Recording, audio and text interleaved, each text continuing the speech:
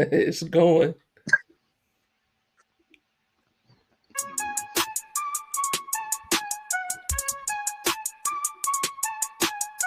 What's going on? Say some of what it is. Frye, what it do? Tell us what y'all thinking. Give me the remote. I'm trying to see.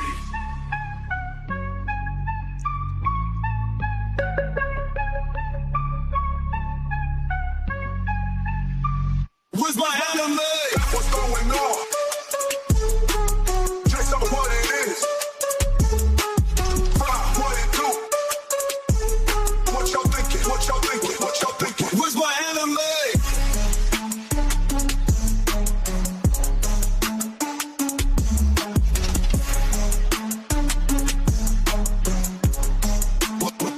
Where's my anime?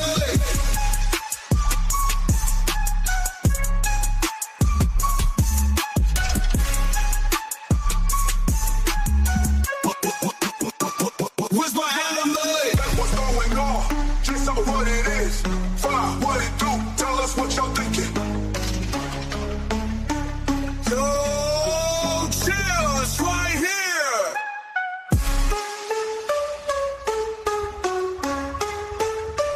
Where's my anime? Comment seems to be working tonight, fellas. That's good. Say some of what it is. Frye, what it do? What y'all thinking? What y'all thinking? What y'all thinking? Where's my anime?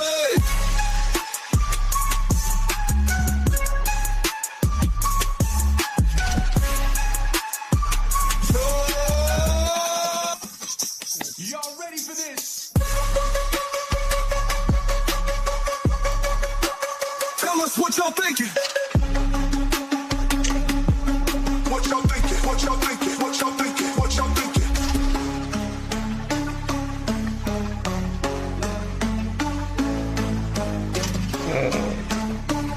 Yo, chill, it's right here.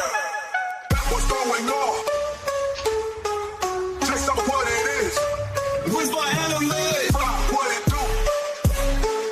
What y'all thinking? What y'all thinking? What y'all thinking? What y'all thinking? Where's my anime?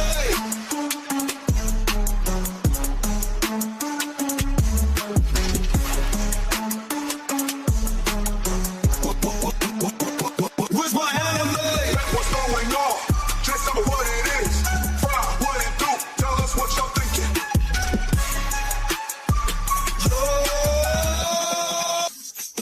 Y'all ready for this? Tell us what y'all thinking.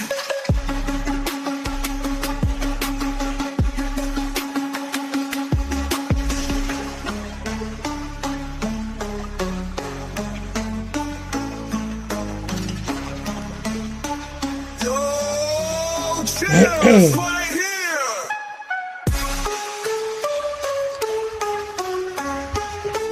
What's going on? Say some of what it is. Frye, what it do? Tell us what y'all thinking. Dropping the bombs. We'll see. Yeah, you already know what's going on, everybody. Welcome to another exciting episode of Where's My Anime. This is Where's My Anime episode 49. We're live on Facebook, YouTube, Twitch, X, and on Instagram tonight.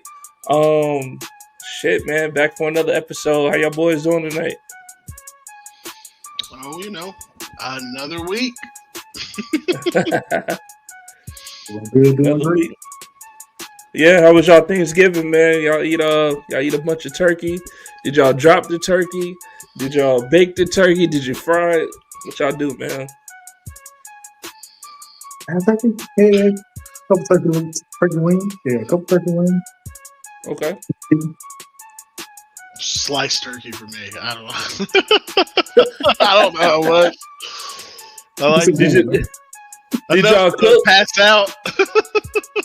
Did y'all cook, man? Did y'all bring something to the Thanksgiving celebration? What y'all do? Brought myself, but nah, I ain't cooking nothing this year. I'm trying something next year. Nice. Nothing major for me. I didn't go home for this Thanksgiving, so mostly just made a meal for myself. I know that's right, man. Yeah, Had the fam here. I just put some stuff on the smoker, man. Made a few sides and called it a night. You know what I'm saying? Um, well, with that being said, man, have y'all been watching any new animes out or anything that kind of got your attention? I will say for myself, I've been watching Stranger Things just came out. I think the day before Thanksgiving. Don't you spoil anything. I'm I'm waiting. not. Whole things out. Listen. When I learned about them not putting the whole ending out in season 5, or I guess like all the chapters in season 5, I watched the first 2 episodes and then I'm like, you know what? I don't need to do this to my life right now. I'm gonna just wait till the end of December to watch everything. So yeah, man, I'm not gonna spoil it for anybody, but I've been watching that. Started watching this other anime on Crunchyroll called Genosha or Genosha, and that's what I've been watching. Oh, appreciate you. The gang is back together. Yeah, we back. We back. We litty. Back from hiding. For me, once again, the only one I would shout out to would be the Mighty Nine, which I mean, not really an anime, but I guess kind of more of a cartoon, I guess. So what's the difference? But dude, it's anybody who likes, Vox Machina, Critical Role, whatever, gotta go watch it. It's so good. Like the fights are getting cooler. The dude, I forget what his name is, Molly or something like that. He uses 2 swords. He like cuts his chest with his own swords, which puts his blood on it, of course. That then freezes and creates these like spikes along the blade. Like, it was fucking cool as shit, man. Like, it was a badass little moment. And he then, of course, keeps fighting with them. And in the end, like, slams them into the enemy's fucking head. And then the spikes, like, grow outwards. Like, it's a badass little moment. So, like I said, highly recommend. It is very good. Sounds like an element that would go great in anime like Toganaki. It could be something like that. But for me, I haven't watched that. Okay, right. Got a lag over there, huh?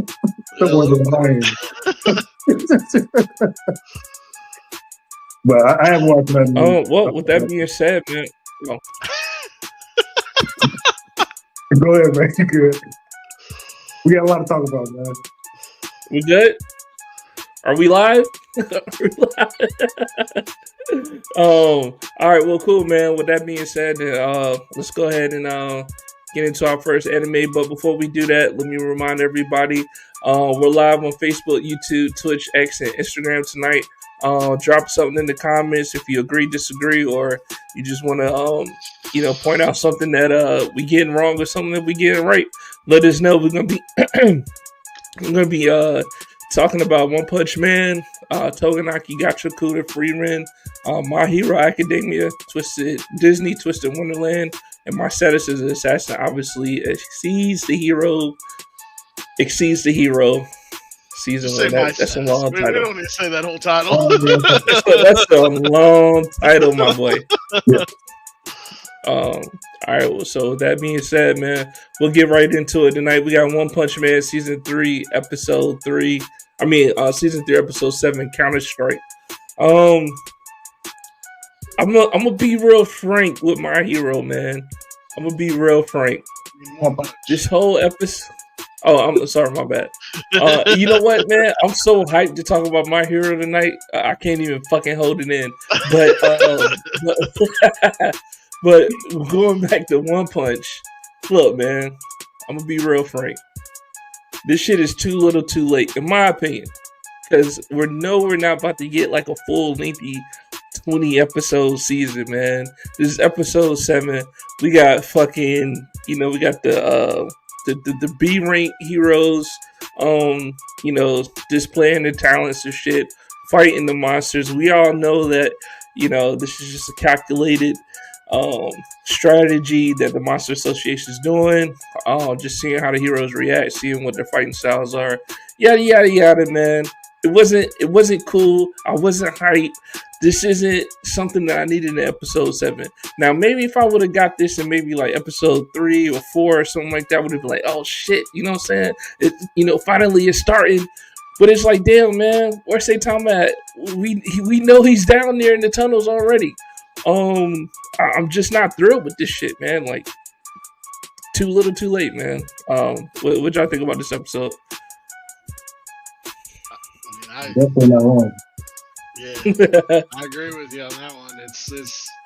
It's not terrible, but like, we get a couple cool moments, but we get some really like seeing some of the B rank heroes use their skills or whatever.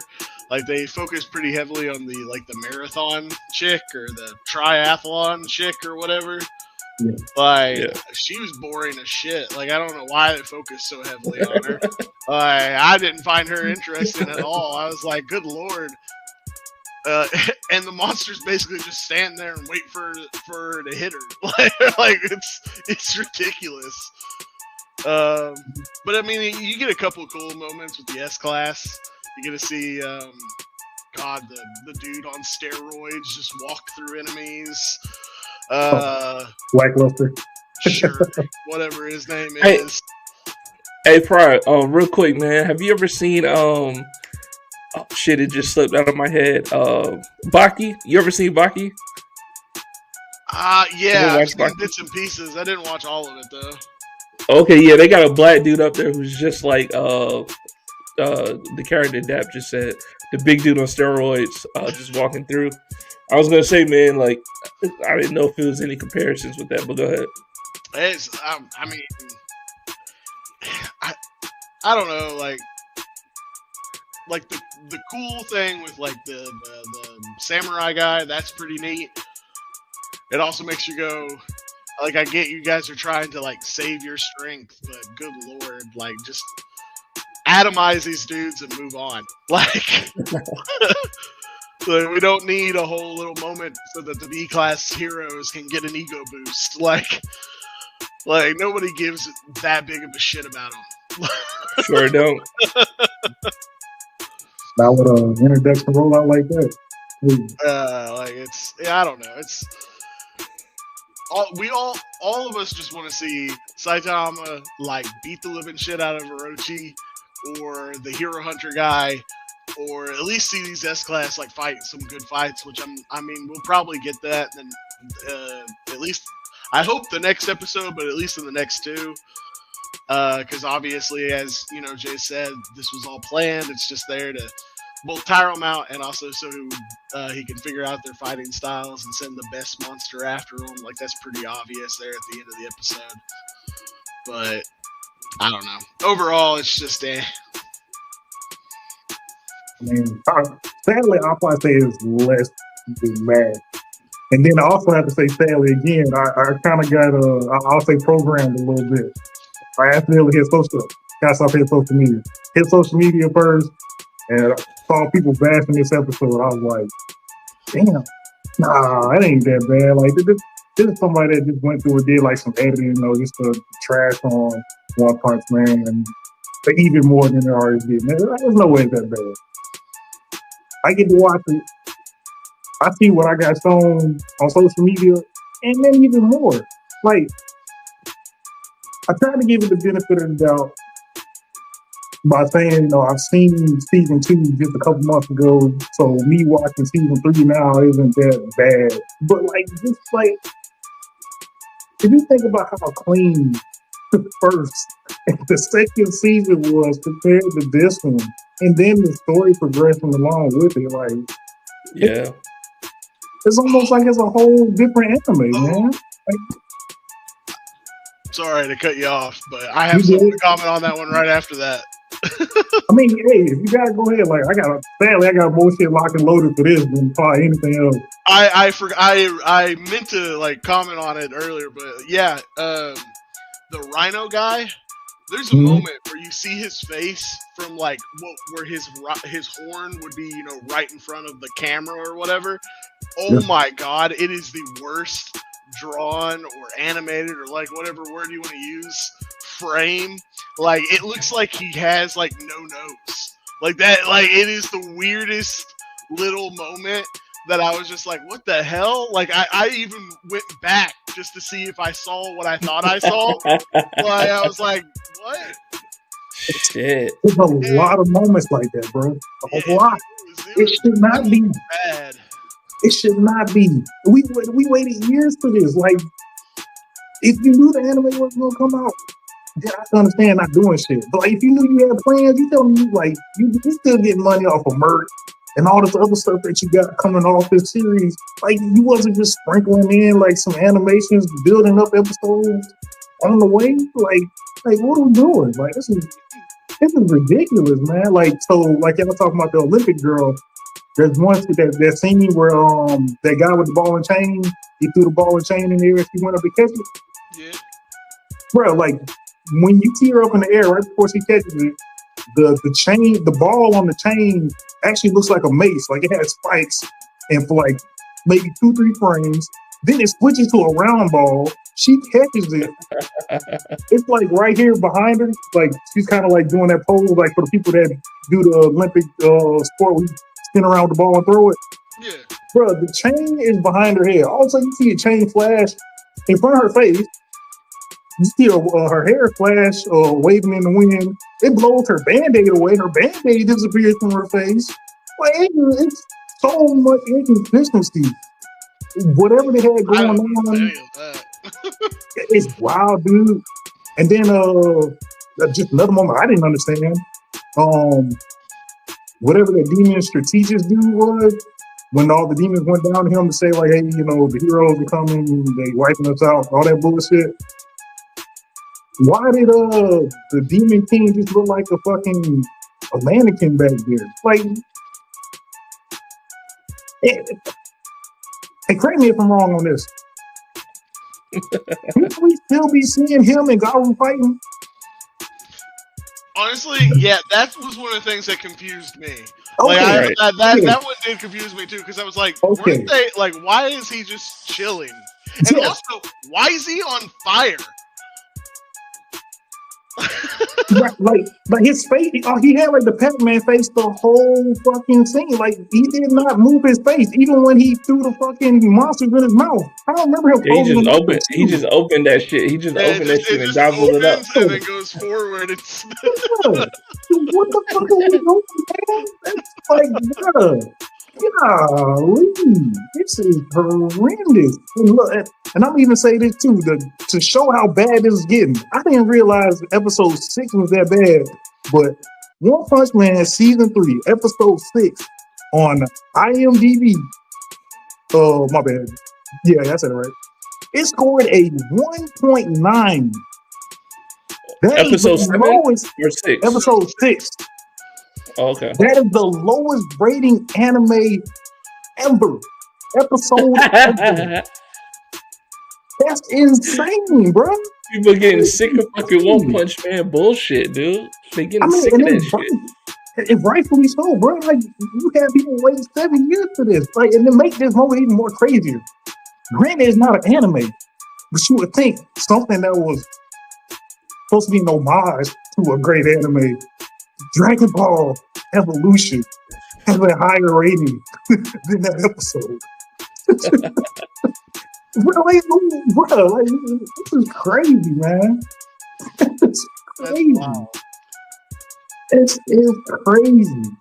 But yeah, man, it was crazy how much I really tried to hang in there with One Punch, but it's a nose. I don't think it's a nose dive. I think somebody turned off gravity. Letting that shit fucking fall, man. Like, I'm giving this shit like a 2. Yeah, man, I really don't have any good things to say about One Punch other than the fact that this episode wasn't terrible as far as like the action sequences and what we got. It's just that how we got them and where we're at now. I mean, I'm just saying, like, I'm not saying it was the best. I'm not saying it was good. The I just said it wasn't. kind of boring, to be honest. I mean, they were boring, but at the same time, I would have enjoyed it better if this was earlier in the season, man. It's just that now with the way that they're moving the plot so slow, and also, there's gaps in the plot, like with Garu and the fucking Monster King. It's just weird, man. It's just weird. Yeah. So, what y'all, Dap, you said it's a 2. I'm gonna give it a 4, man. What you want to rate this one, Frye? Honestly, I'm right there with you. I think it's a 4. Like, honestly, maybe a 3, but like, I kind of want to give it a little bit of something more, so I'll go with 4. But it's not great. It's really not. I agree, man. Dap, any more nice words from One Punch Man? I never thought I'd be saying this. With One Punch Man, you need to do a hell of a lot better. And it's too late. Leave that thing be. Let's move on to Dap's favorite anime. Right? Yeah, man. Moving on, we got Toganaki, man. What is this episode? Season 1, episode 20. A surprise attack on the Oni's new hideout. But ... Dap, how you feeling about this episode, man? So this one is worse than One Punch Man. But I mean, it is getting better on his. I guess I'd say, I wouldn't say it's storytelling, but it's pacing. On this episode, the pacing is pretty good, especially going off the last one. It's getting better. Is it like bringing my full attention? No, it's not. But it was better for the most part. It was. Like, I still don't like a good bit of people's powers. Like, I don't care for Maruno's powers. I don't. I did like how they tricked, I can't remember dude's name with the bacteria vision thing. Like, I did like how they did that. It was fitting. Like, it wasn't far-fetched. It wasn't just off the wall. It worked. Like, I was able to rock with that. Using VR to pretend, or recording people moving in your hideout to have them go somewhere else, and then use a recording to show somebody that's spying on you, make you think that people are still there. That was dope. I give that. The fighting was actually a lot better in this one too. At least all the way till old dude went and started sprouting wings and doing that bullshit. Like, after that, it went downhill. But the fighting sequence before that, it was actually pretty dope. It was actually pretty dope. I'll give you that too. But yeah, I'll probably leave it there, and I'll probably pick up some stuff later. I'll let y'all. So I gotta argue with this one. I think you're like, all of it was trash. I despise this episode. The only good part about it to me was the twist where they tricked him. That's the only good part. But the thing is it wasn't like it was a real twist, because we all saw it coming. Because they literally were talking about it like the last episode, that they basically had figured out his power, or at least had a heavy hit with it. Yeah, so like, it's not even really a twist. Then we get to the fight, and it is straight out of Shield Heroes playbook of turn-based combat. Of, hey, let's stand here and talk. Like, you get a couple little like animations where something's happening, and if it had kept that up, 100% would have been like, okay, at least this was cooler. But it doesn't. It does that for like one scene. And then the rest of the fight is talk, attack, talk, attack. Like, that's it. You didn't like him floating in the air with one wing? With one fucking wing. Them making sure we all know that he's a fallen angel by saying it 12 fucking times. I didn't get it. Because, like, that's the part that I don't understand. Like, we already know his fucking technique is, I can only use whatever is given to me once. I'm never going to see it again. It's like, well, what's the point of you going around naming it? What are we doing? Again, like, it's not, like, to me, it was, this is one of the worst ones in the past couple. Like this is to me, this was a nosedive. The other ones, at least, like it felt like there was something building, and then we got this. Like if this is what the rest of the fights are, no, I'm out. This is just trash. Didn't you like when Martino and the guy that transforming any blood thing is fighting out? The copycat, yeah, it's copycat. You ain't like? Didn't you say you liked when both of them were fighting? But they didn't do it like this. Like that's what I'm saying. Like in that one, they were at least like there was movement in the fight.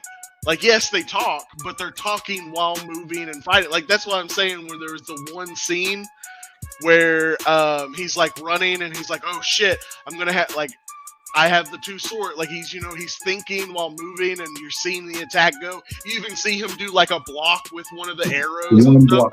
Like that. Like that one little scene like gets the fight up a little bit, but then the rest of the fight is literally just let me stand here and talk, then do my one attack. You either block, dodge, or hit by it, and then let them talk, do their attack that I will either get hit, dodge, or block. Like rinse and repeat. I mean, that is true, but I feel like that came after old dude got punched into the wall, and then he got that fucking flying kick, which shouldn't finish him, honestly.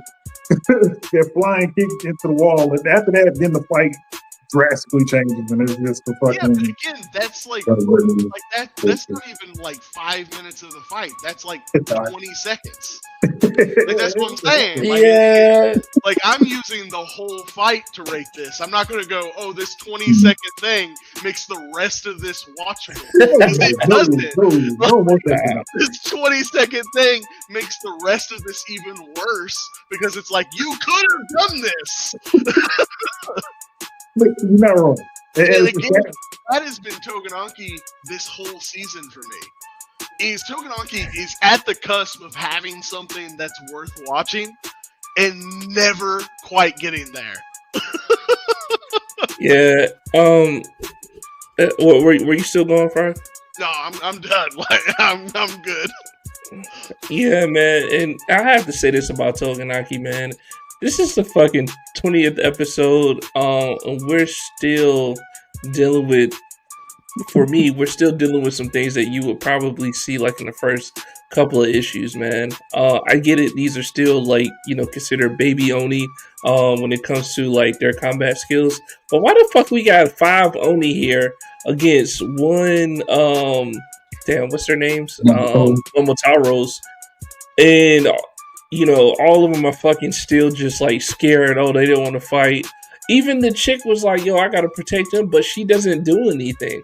Right, like it's still like, what are we doing? Like, either have them engaged in something else, maybe going to defend the forces from the oncoming Momotaro that's coming up, from that, the recon only figured out towards the end of the episode. Maybe have them fucking go and be like a checkpoint for them, or show like this fight. I don't think this fight could have been saved a little bit better if it was simultaneously being played with another fight. Maybe Muruno and the other Momotaro, maybe Ichi and the other Momotaro, like something, man. But like this being the meat and potatoes of this episode suck. And I feel like we're too far into the season to get these lackluster fights. And apparently, I'm assuming this is supposed to be the build up for the finale. And I'm not built up, and I'm not fucking encouraged that the final, the finale is going to be any good. Yeah, I'm not. Like I was yawning in the episode, like, and as you were saying, like. You have all these others, and they're all kind of scared to fight him. At first, I thought we were going to get something that we don't really ever get in shonen animes, where we were going to have, like, we're going to get to see the vast difference in power with this vice captain versus all these, like, children. That would have made it better. Like, had them all fight him, because he's supposed to be so strong as a vice captain or something. Instead, they bring it down to, like, a one-on-one. And like I get the reason. Like there's the guy and he's like, none of you are gonna fucking deal with him. It's my job, or essentially.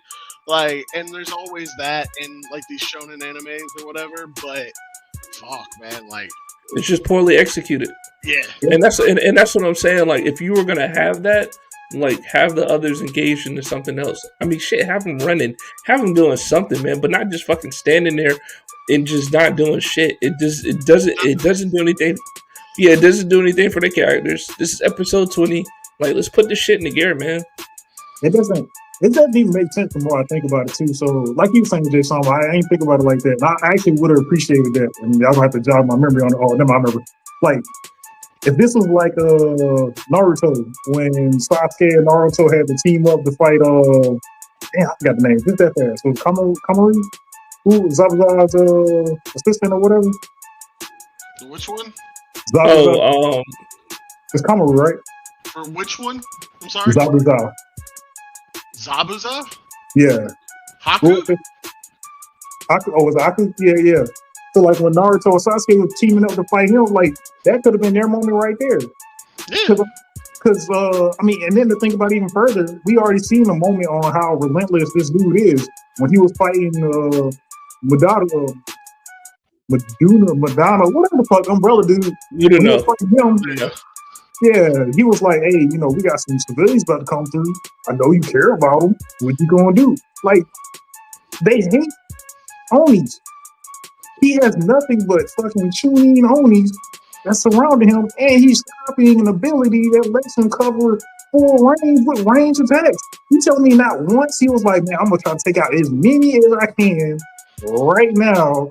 That would have also got them engaged into the fight because they got to dodge attacks or be anything bystander. Like, he even could have used that to explain like why they weren't fighting with the guy by having them just like take pot shots at him or something. Like they could have even done that to make it make more sense, but they don't.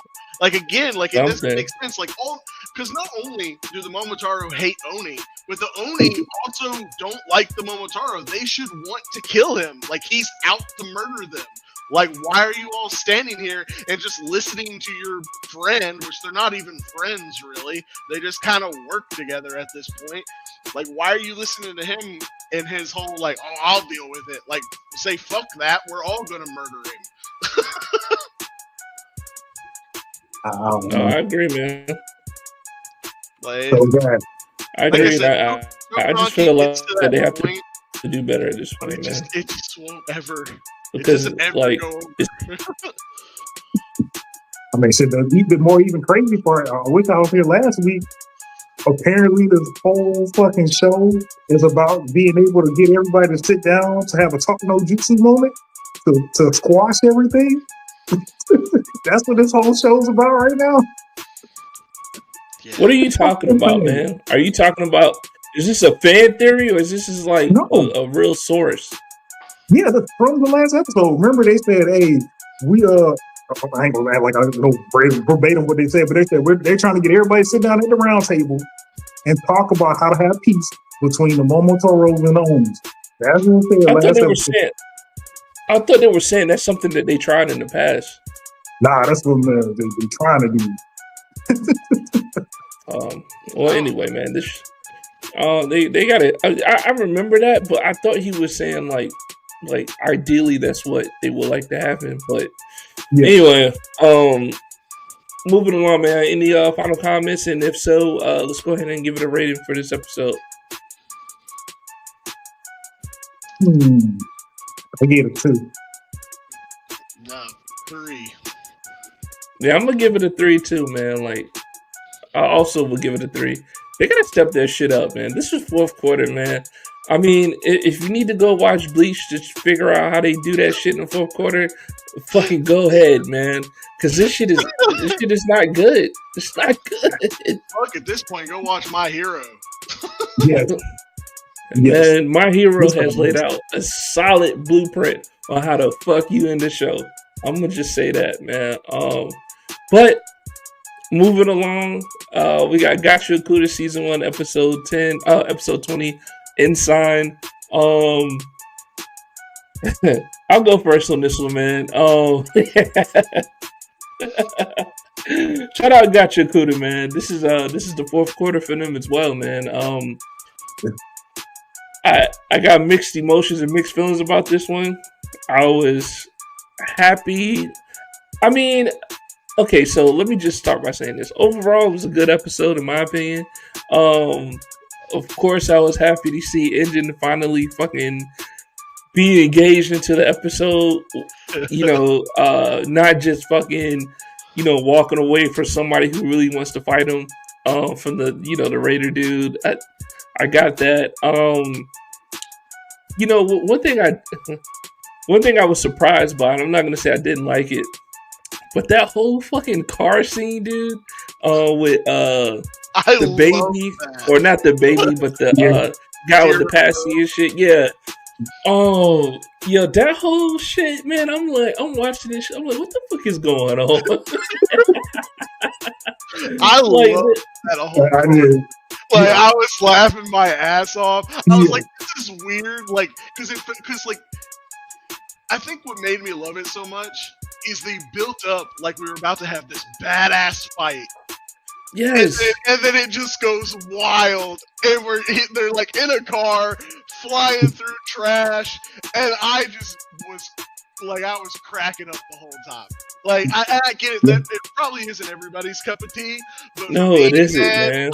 It was great. Like, just killing the vibe, turning it straight up into like a slapstick little comedy moment was so good. Like, that was just like the icing. Like, it was so fucking good. It was fun. It was hilarious. Like, the fucking steering wheel disappeared.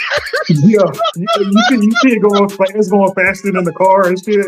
He's still trying to fucking steer without the fucking wheel. I mean, the steering wheel was irrelevant anyway. Oh yeah, well, it wasn't even attached. Yeah. But that's what was so funny. That was dope, man. Because like, fuck that was funny too. But I like the fact that it made everybody seem human. Like they were all in the same boat. Like, hey, if we crash, we not gonna survive. So like, we trying to survive it together. I like that part out of it as well. Out of all. Man, I didn't like it. It killed the vibe of the fight, man. I would have liked to see them at least like fighting in the car, man. But it just turned all goofy, like real quick while they, you know, got into the car and then, you know, fucking went through, I guess the trash slide or whatever. Then they finally escaped that. But two good things about this episode. Engine is fucking back in action. Number one. Number two. Like, we finally got, like, you know, a legit moment between Rudu and the leader of the Raiders, right? I forgot his name. And now you continue. I'm sorry, I gotta wait. No, I'm not gonna dive into it, but I'm just saying, for me, two legitimate good things happened that made me enjoy this episode was Engine and then Rudo and the leader of the Raiders actually having that interaction, that moment, which, you know, also leads to here comes a new challenger type shit. So I was entertained, but at the same time, man, like I think this episode at the beginning could have been a little bit better for me if they would have let that fight scene happen. But I digress. How did y'all like this episode, fellas? You go first, Zap. I'm gonna look something up real fast. I gotta remember. I mean, honestly, yeah, I liked it. Was that this episode where Deer was punching the wall to build up his power? Or was that the last episode? That was the last episode. Yeah. Okay. I do wish we got to see what that would have turned into. That's pretty OP. Or it sounds potentially pretty OP of a power for him. Yeah, you know? Like, so you wasn't here last week, but me and Frye kind of talked about that. I said that's a good support power to have because, I mean, I don't know how strong he is defensively or how much he can elude somebody's attacks, or how many attacks it takes for that person to, actually feel the effects of his power, right? But for me, I feel like that's more of a support role. When you have to do things like get out of a giant trash beast, so you're fucking knocking the shit out of the wall, right? Untouched. Nobody's like actually messing with you doing it. So me and Frye kind of debated that last week. He thought a little differently, but I mean, that was my perspective. he could be a glass cannon, or he can build up the power, but he can't take it. Like, could be, because like I don't think they ever talked about like when he was tapping his foot, if that was actually him building up energy, or if that was the trash beast, prepping up to take off. It was kind of around the same time, so Well, not because you got to think. Well, look, so his power, not only does every hit get stronger, but he drains the energy of whatever he hits. So we know that he wasn't generating the power because when he first hit the wall, it was just like a love tap. You know what I'm saying? Yeah, that was funny. But yeah, man, like I think his power was only really good for supporting the other characters, or having to be a support type. In my opinion, I don't know what his defensive skills are, and I don't know if he's nice when it comes to eluding his enemies, and he's just able to hit them, but they can't hit him. That's a super nice power to have. But if he not like that, I don't know. Man, it's not his vital treasure. So maybe the vital treasure actually balances out whatever he's capable of doing. I don't know. We didn't get to fucking see it because Gachakuda didn't want us to see it. But we'll probably see it this episode, man. Because after they go through and do the little car scene thing, and they get flung into that tunnel. I mean, granted, all we did was see Engine take off to go find where Reedy was at. But that shit was hard. Shit was hard, bro. All he did was just drill through the ground and drill through the trash beast, rather, and pop up on the other side just in time. So I do want to see how that fight was going to go, because I felt like when Reedy let go from hanging on to, I don't know what to call it, the ledge. The Raider leader. No, when he was hanging up from the ledge, because remember. Yeah. I got you. That's what it looks like. Yeah, it could have been Stalagmite, yeah. But he was looking down at I don't remember the girl's name, but he was looking at her because she was laid out on the ground from when the trash beast took off and started flying.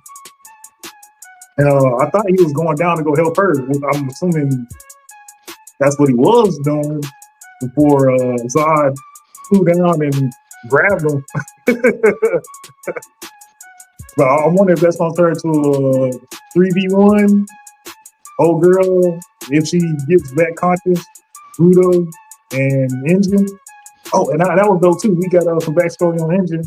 That he didn't name himself Engine, I guess. And actually his name actually has a meaning. I don't remember what it was off top of his head. Yeah, I'm gonna go ahead and tell you. Named after basically a train, because it was about bringing people together or whatever. Yeah, I remember that. Yeah, I thought it had something to do with the umbrella. I couldn't remember. Yeah. One more thing before I goes, man. Or two more things. Last week I talked about like why outside of the trash beast nobody was, LA was concerned, or why nobody saw a fucking giant ass trash beast about to ascend up to the sphere, right? Like we finally get to see the headquarters react and shit of what's going on. And then also too, that was a cool little thing that they did with the collars. Like maybe the guy who was fighting the pacifier dude, whatever, enabled them to use their collars.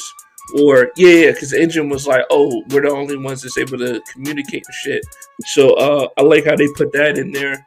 Little mysterious thing going on. But I was happy to see that they were able to make the communication, and that also too, people from the outside at the headquarters was able to see like, oh shit, like something fucking big is going on. You know what I'm saying?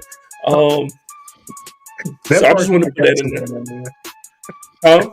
That part did kind of get to me though, because when Ancient was talking to the old girl back at headquarters, she was asking. I mean, honestly, I could see her asking, "Hey, where y'all at? What's going on?" But bro, there's a big ass purple trash tornado But they don't know where. We don't. Yeah, Yeah. Like, we have no idea where that is. It could be in the middle of nowhere for all we know. I guess. They were But telling that part kind of like, we have off. no idea where they're at. Yeah.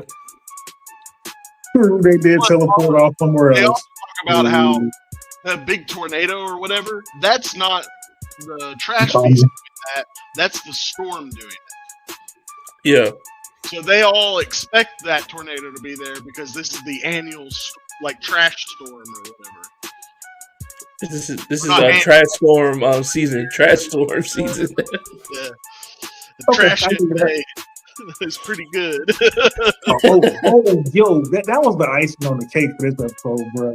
His gloves is named 3R. Bro, that's fucking immaculate fucking creativity and ideas. Like, that's just fire, bro. That's just fire. Hold on, what did you say? His gloves, Redo's gloves is named, he named his gloves 3R. Renew, reuse, recycle? Bruh, that shit is fire, bruh. That shit is fire. Shit is fire. That's exactly what it is. I must have missed that one. Yeah. Oh, yeah, I didn't catch that? It doesn't look like Jay did. No, I didn't. Oh, that's crazy. Yeah. That was icing on the cake for me. That's really dope. I loved the whole episode. Don't get me wrong. Even I was a little kind of bummed out that we didn't get the fight because I thought it was going to be fucking cool. But what we got instead was hilarious. Yeah, like I said, I was cracking up the whole fucking time. We got to see a little bit more of Engine, of course, at the end, as Jay said, him popping out, ready to, throw hands it's such a good moment. Like, I can't wait. And then for me, when I was looking up, the leader of the Raiders has a fucking killer line in this anime. I love when fucking Rudo lets go and he's falling down and he's like, I'll happily get revenge. Like, with my friends, essentially. Finally making that, these people have my back moment. Yeah. And he dropped down, he's grabbing onto him, and he's like, let me make a prediction. You've experienced anger, then togetherness, and he's like, and next, and he has this pause, you'll experience regret. And I'm just like, it's so good. Yeah, that was a hard ass line. Yeah, I was like, that's such a good moment. I love pretty much this whole episode from beginning to start. There's some fucking hilarious highs. You have the fucking badass little moments. It's so good. Like, just a great episode. This is how you have, like, it's obvious that, like, the hands guy, they don't want him to fight yet, obviously. I bet he's going to be one of the more powerful of the Raiders, is what I'm getting the feel for. So, him not fighting yet kind of makes sense. I understood, like, why they, like, cut it at that moment. And then giving us something that just, at least gets you to crack up and laugh. Like, I mean, it was great. But then still, like I said, getting this buildup of tension between I can never say his fucking name right, but the main character and the leader of the Raiders, it's just so good. And it really, like, they made sure during that part to really focus on the leader's eyes as well. And like these two characters are very similar, like our main character and the leader of the Raiders, in like their anger. But with Rudo or whatever, like he still he makes friends, he still has fun. Like there's still joy and love in his eyes. Whereas the other guy, he's just dead. Like, and that's what I like when they show his eyes. It shows such a clear difference between them, just fundamentally, and you can even see it in their eyes. And I loved it. I loved every moment of this episode. Yeah, man. I feel like to talk about what you talked about as far as the hands on Raider, I feel like that I feel like he could be strong and powerful, but I also feel like he's more of the free spirited raiders, right? Like his first objective was getting information, not necessarily fucking defeating the cleaners and taking them to But be, you know. his first objective though was for him. Like it's his objective. Yeah, That's what I'm saying. Yeah. That's, like that's what I'm saying. Like he did his own objective when he kind of like cross-examined the cleaners, right? Yeah. And like he's kind of just moving on his own time. So you know, I feel like that's another reason why we didn't get to see him in action yet. And maybe, just maybe, he's not really on anybody's side. Just more or less on what, you know, what's in the best interest of, you know, of him. So I think that's one thing. And then another thing, my prediction for how things are about to go, what I'm thinking is Engine and the fucking leader of the Raiders are gonna fucking square off. Engine's gonna lose somehow. And then you know, Rudu's finally gonna fight at the fucking end. That's what I think is gonna happen. And then also too, did you guys notice the fucking spawn cape that the leader of the Raiders had? I was just about to ask y'all about that. I was like, I want to know what that was about. Like, what? Yeah, I can't wait to see this shit. See how his powers work and shit. Yeah. It was perfect, right? Because it was free falling, so that shit really got animated in good use. So I was like, okay, man, I see what y'all did there, but yeah, I'm interested to see, like, you know, how he uses that shit.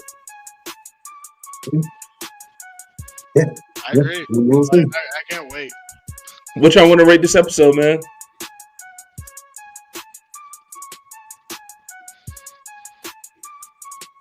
I'll give it a 7.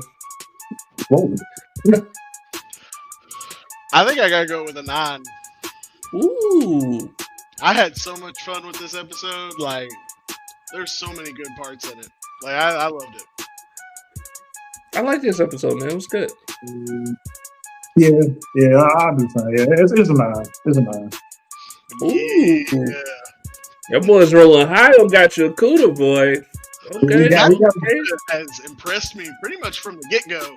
Like, there's been slower episodes that haven't, you know, hit as hard, but honestly, like, as like new anime, like this being their first season, like Gacha Akuda fucking done great, especially for this year. I don't even know if you should say that out loud. Huh? I don't even know if you should say that out loud, man.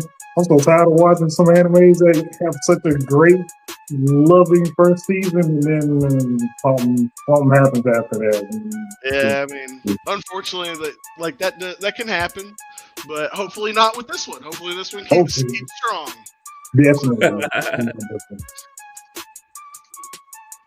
All right. Well, with that being said, y'all ready to go to the next anime for the night? Let's do it. Let's get it. Okay, we got Frye Beyond Journey's End Season 1, Episode 19, and Episode 20. 19 being well-laid plans, and Episode 20 being necessary killing.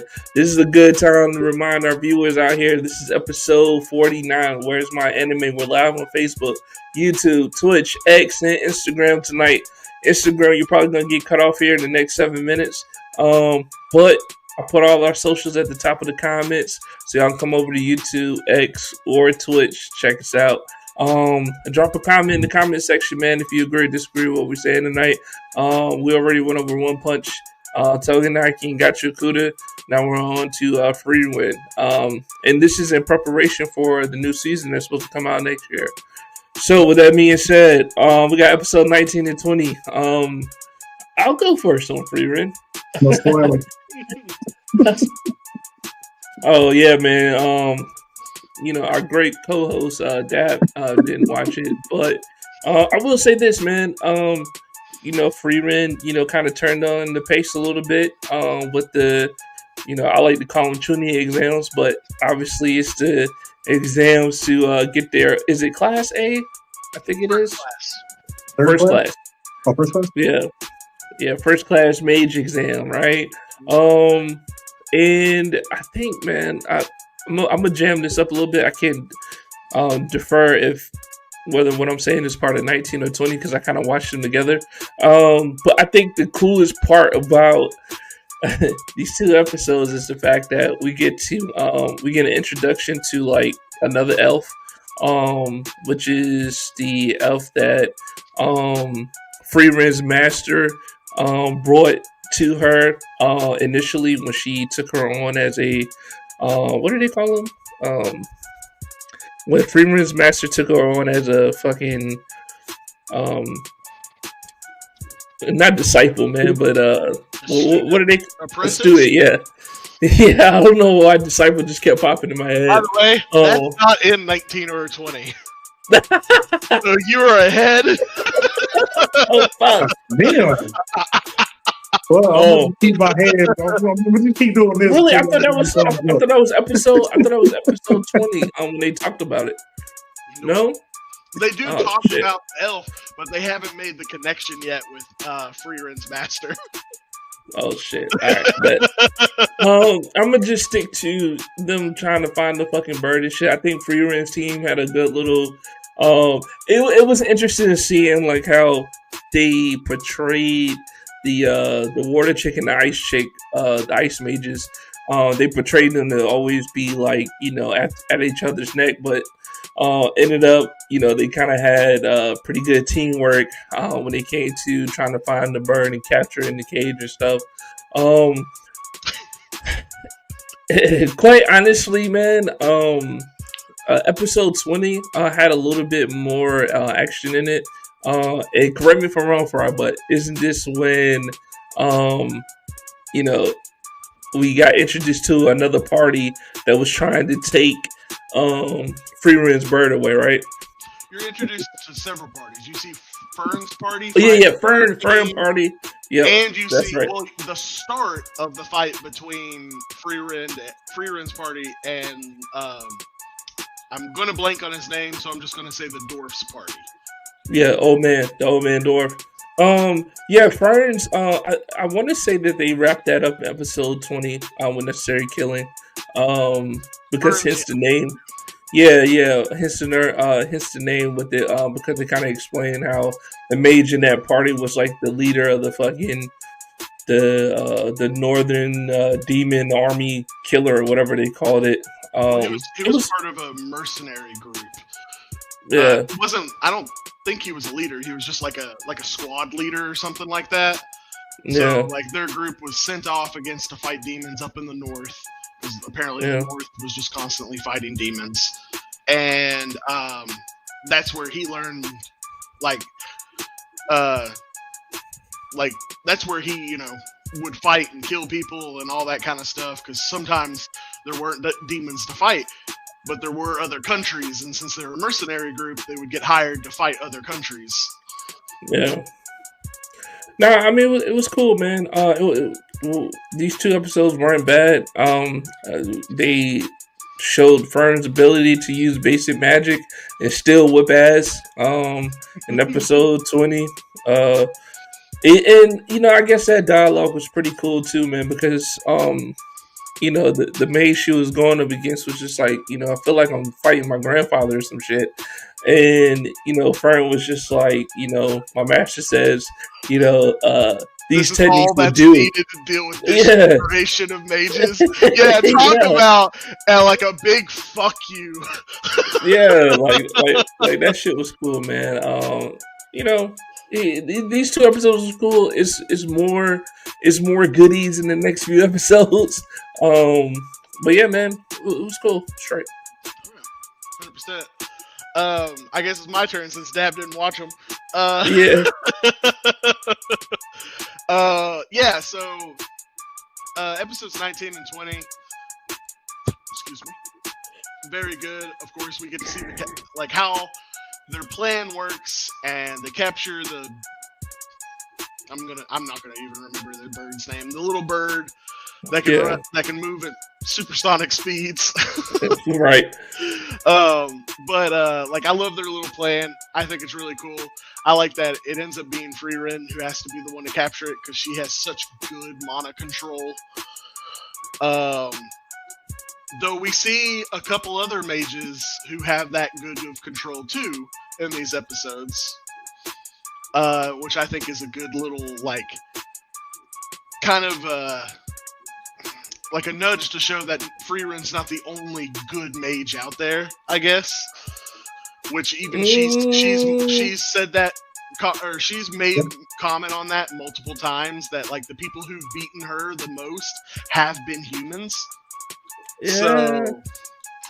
So, now the ones in the test aren't the ones that you see that. It was the test watchers that you see. They had a bird literally just sitting there chilling with, even though they're both mages. So yeah, I liked seeing that, and then the fights. Like the thing I really like about the fights is, one, it shows you how other people use their magic. Like, we've only seen how, like, Fern and Freeren use their magic, which is basically immediately put whatever they're fighting down in a millisecond. Like, that's essentially how they've... Except for Fern, who hers thing is just overwhelm them with one spell. But that, like, seeing, you know, we've got, like, an Earth Mage who's flying around and throwing stones everywhere. We've got the Mage who has a spell to cut anything living. You got the illusion one. Another guy who apparently uses the earth. We see in episode 20. And then, of course, the water, ice mages, as well as... I liked the guy who turns flower petals into, like, some type of metal blade. I thought that guy was really cool. I'm kind of curious on how that works, but magic, obviously. But it was just some good fights all around. What guy are you talking about with the metal blade? The guy, he would turn flower petals into metal blades. Oh, yeah. Like, he loses to the illusion guy. But which I did like the illusion guy's, like, line where he's like, how long? And he's like, longer than you would expect, right from the beginning of the test, in fact. I don't trust fucking nobody. Thanks. But yeah, it was, like I said, it was just all around. Both of these episodes were very good. For those who obviously want a little bit of a faster pace, these are gonna be significantly more fun, because you're getting to see, like, a lot more and actual fights, not just one-sided obliterations. So again, just 2 good episodes. Dap, you should have watched them. Yeah. But hey, you'll get to watch 2 more. Like, I have to stop myself every time I get to when I'm done with the second episode for what we're watching this week. I want to keep going, but I stop so that I don't accidentally, spoil anything. But yeah, it's solid episodes this week for Freeren. So yeah, for sure. Yeah, these episodes, man. These episodes weren't bad. I'm very critical about Freeren, man. I kind of like the whole tuning exam little thing they're doing. It's not slow. And then also too, man, like they give you like little nuggets of the how magic is used in the world, like what you was talking about, Frye. The next few episodes, they got some good information in it as well. Teleport girl. I forgot about her. Oh yeah, we get to see her in there. Yeah, she was like a little shinobi, man. That was cool. Yeah, her teleporting in, stealing Freeren's bird, and then just teleporting out like immediately. I liked that part. I would also want to be like, why doesn't everybody know this spell? This spell seems very useful. well, that's the thing, man. It also seems like it's very what's the word I'm looking for? It's very like Freeren was saying, like it was something that was a spell that was up in the mountains, and then it was like a small village knew it. It's like a passed down spell, is what they kind of hint at. Is what it felt like to me, at least. It's just one of those things, though. Like, if I saw somebody doing that, I would be like, oh shit, I want to know that spell. I need to learn this spell. Yeah. Fucking teleport and shit. That was cool as fuck. Yeah. And I also like too, man, how the dwarf mage was very insightful, and how you can tell like he was very experienced, even knowing who Freeburn was, right? Like, just his knowledge of magic and how things work. I mean, he kind of devised a good plan. Only thing was he was going against Freeburn in the game. You know what I mean? But yeah, I'm not gonna go further because I think I'm gonna leak into some other episodes. Yeah. I mean, he even comments there at the end of episode 20 where he's like, "I just gotta hold you off." Like, he doesn't expect to be. Yeah. He's just like, "I gotta hold you off. That's it." Yeah. So like, it's well thought out. If there's somebody who's going to be able to go up against Freerin, it's going to be somebody who thinks strategically. So like, I do like that part, like having him there. Also, like, dwarves are never fucking mages, so seeing a dwarf mage, awesome. Hey, episode 20, man. The instructors, do they have that conversation? Like, does the woman ask the man about like anything that he's done out there in the testing grounds, or is that in a further episode? I don't know if she asks about him doing anything in the testing grounds, but she does.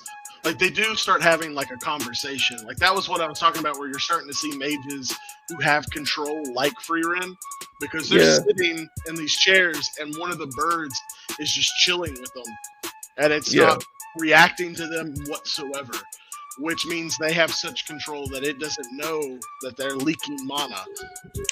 Yeah, see, I can't remember if they had a conversation about him doing something out there, because I wanted to ask about that. She does talk about how she knows that he set up the test so that the teams would fight each other and that deaths would occur. Like, she kind of like, I don't want to quite say scolds him, because it's not really a scolding, but she definitely is like, that wasn't, the right thing to do. Like, wasn't a nice thing to do. Yeah. Exactly. But all right, cool, man. You want to rate this episode? Yeah. Or these episodes? I would say probably altogether, probably an 8 for both, in my opinion. Just all fun. Yeah, they're gonna get 7s for me, man. They were good episodes. I was entertained, and obviously I went past what we were supposed to watch, because I was like, this is actually pretty good. So yeah, I'll give. See, that's the thing, man. Like, I give episode 19 a 7, and then episode 20 is probably an 8, more of an 8 for me. But like I said, man, like, they weren't bad episodes at all. Good episodes. All right, man, moving along. Finally, we get to My Hero Academia, season 8, episode 8, Izuku Midori Horizon. Man, let me just start off by saying this. If there was ever a blueprint to how the fuck you end your series, this is how you do it. I have one, not necessarily a bad thing, but I have one thing that I would have liked to happen in these last few episodes. I'll get to that at the end. However, to start off with, Depp, you wasn't here last week. I talked about how the whole squad came through like fucking Avengers and Endgame through the portals and shit. That was super dope. We get more of that in this episode. We get, that moment between Deku and fucking Eraserhead, and he's just like, yo, I gave up one for all, or all for one, right? No, one for all. I gave up one for all. I don't have it anymore. You know what I'm saying? But I still got a spark left. You know what I'm saying? I'm just a quirkless kid, and he's fucking going, and then we get fucking belly button dude. He comes out there, grabs his hand. I mean, this when I watched this episode twice. The first time I watched it, super emotional. It really pulls on your emotions and shit because although that you don't like this, man, the power of friendship, if executed right, is a beautiful thing. And I feel like they did it right, and it wasn't like your typical like you can do it, so do it for everybody. It wasn't like that, man. It was more or less like everybody cheering them on, and then you got to see. What I'm assuming is you got to see a lot of the characters, use their quirks. Probably the last time that we'll see it, all in one effort to fucking get Deku to fucking take out, All For One. Right. So I'm not gonna, give all the details on that. You guys get y'all points y'all want to make. But I will say this: the only thing that I wish, that could have been different when watching My Hero is only. I just wish, man, that maybe the previous episode and this episode I could have watched it all together, because I think this is a fucking perfect ending, dude. I don't have any negative things to say about it, man. I think it was executed good. I just feel like it would have been a better experience for me if I watched the last episode and this episode together. Well, go ahead, guys, take it away. I can see your point on that, being able to watch them together. But like honestly, like I got nothing negative on this. I love from beginning to end. I was just focused on this whole show. I was on the edge of my seat. I was feeling things. There's some tears coming. Like it was phenomenal. Yeah. Like I wanted to fucking be screaming like you can fucking do it too. Like it was fucking great. Like, yeah, I almost learned that in Japanese, but they kept saying it. Like I fucking loved it. Like you're seeing like, and I like how All For One finally realizes what makes Midoriya like so much more dangerous than even All Might ever was. And he gets people to keep pushing. He gets them to keep moving forward. And it's just, oh God, everything about it I love. Like I like honestly, this is a hard one to talk about just because there's nothing I can really go, I didn't really like this. I didn't really like this. Like I don't have any notes to go negative. Like it's just loved this, love this, love this. Oh my God, this was cool. Like that's the whole thing. For me, at least, like, and like the final moment, literally being him just punching him and him fucking getting obliterated, like, oh, and we even get the little "I'm not done yet" moment. Like it's like the villain tries to come back, and if I have to get as close to like a negative. Like, I know I said this before, I didn't see how they could beat All For One when he has, like, the super regeneration and all that, and, like, an actual physical fight. That was one of the reasons why the mental thing made sense to me. And they get around that with him essentially, like, his body being too weak to use it is what I kind of got. Like, both a mixture of his body being too weak, and then also he was so focused on taking out everyone that he couldn't put any focus on trying to keep his body together and heal it. So, like, that didn't feel like a reach for me. It felt natural. It felt like it works. So I was glad about that because when All For One took over Shigaraki, and I was like, "Oh shit, what are we gonna do now?" Yeah. Like yeah. I was a little worried. So then finally, like, I mean, as far as I can tell, like, they won. Like, they beat him. Like, I'm very curious. I guess, like, the next several episodes are going to be, like, the epilogue episodes, I assume. Like, I don't really know what the fuck's going to go on, because it feels like they beat him. Like, they won. You even get the little... I'm sorry? I'll say there's only 3 episodes left. Yeah, and we even get the little... like Shigaraki moment where he's like, make sure to tell Spinner if he's still alive. I didn't stop destroying. Like, it was like everybody gets their little moment.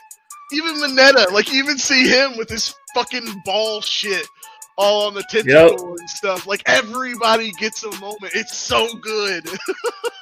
Even Bakugan or Bakugan. Yeah, even he pops in. I didn't even think he was gonna pop in. I was like, where the fuck he come from?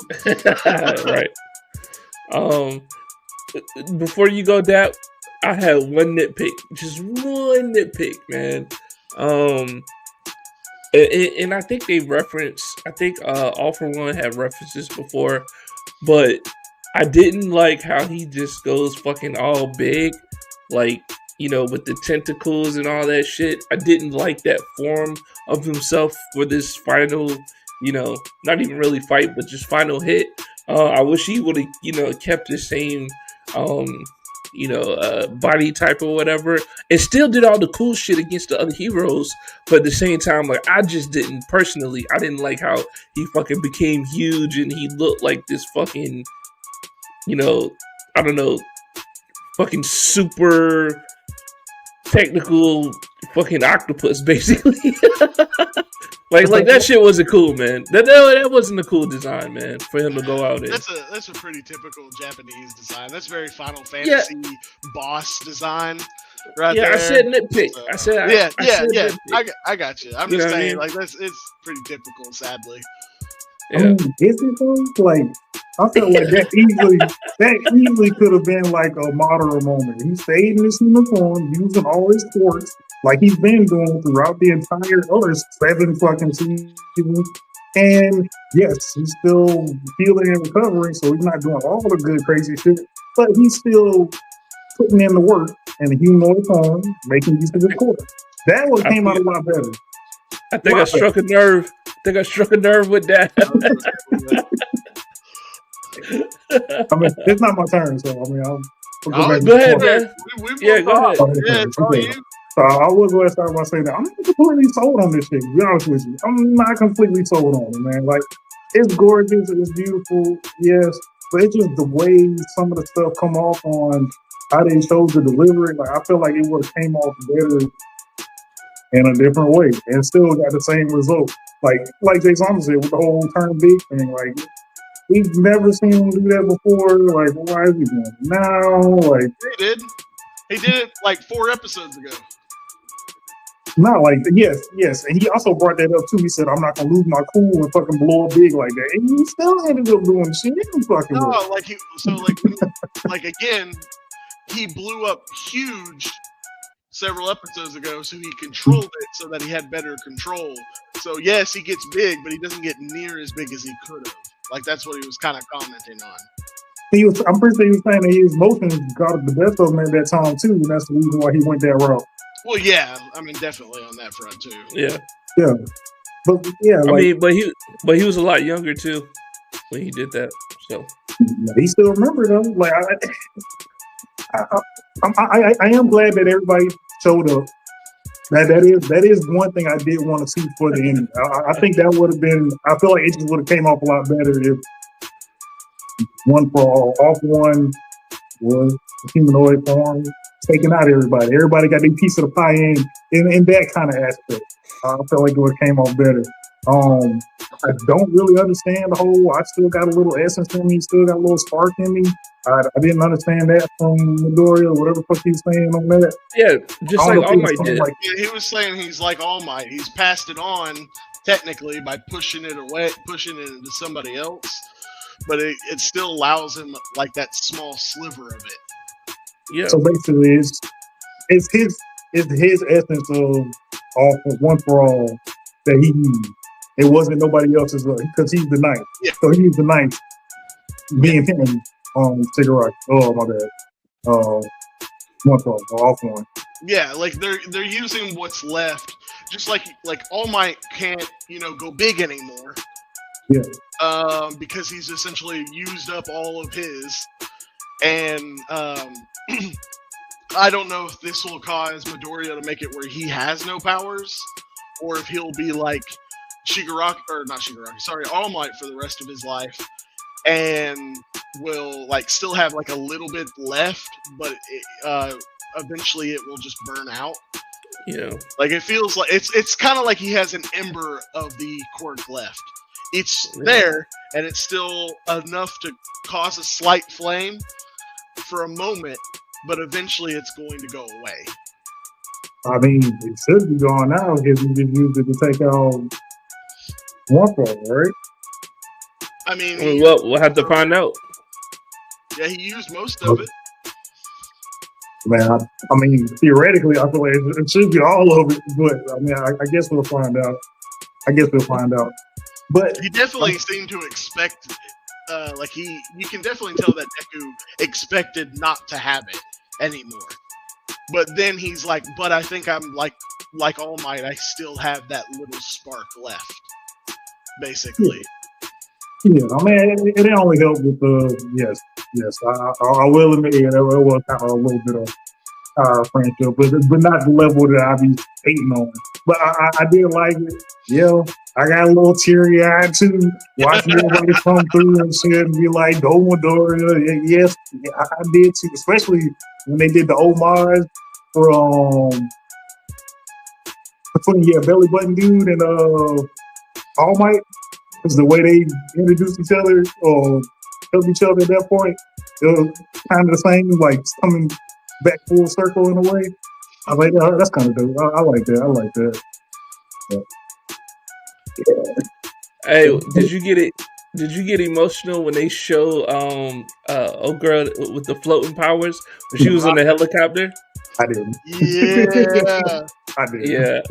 I mean, she did the thing. I'm not knocking on that. I'm just saying, like, that one was kind of. It wasn't the same as everybody else that was coming through, just like out of nowhere, helping Midoriya get closer to fucking Awful One. Man. Especially when his mom pulled up too. Yeah. It was more for me. It was more the people who weren't there on the battlefield, man. That like it meant more for it when they were saying that you can do it. And sorry, go ahead. I don't know. You get. It's just something else that clicked in my head when I was going.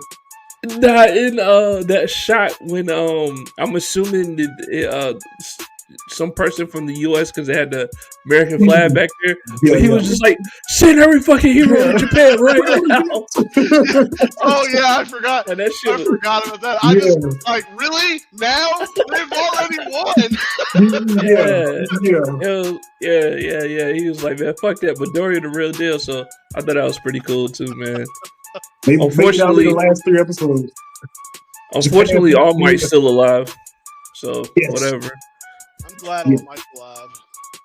That shit sucks. Man, he kept like nobody. I gotta give it a nod for that too. Like, man, nobody got injured like that. Like everybody survived. Like nobody else died during this whole important final bout war. Like nobody else died. Really? A lot of people got injured, dude. I'm okay with it. Like a lot of people got injured. A lot of people got like. Everybody pulled up. Too. Yeah, everybody pulled up.